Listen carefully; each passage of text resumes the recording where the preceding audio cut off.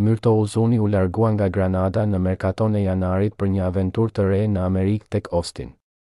Sulmuesi i kombëtares shqiptare bën pjesë në ekip me një lojtar që ka origjinë shqiptare. Bëhet fjalë për Besart Sabovic që rezulton me pasaportë suedeze.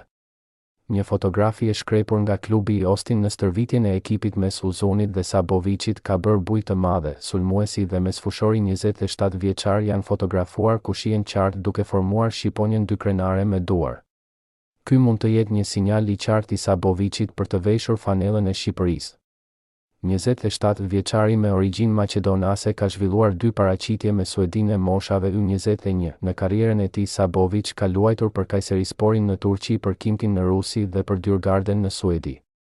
Këtë sezon Sabovic ka luajtur 7 ndeshje me Austin duke dhuruar një asist.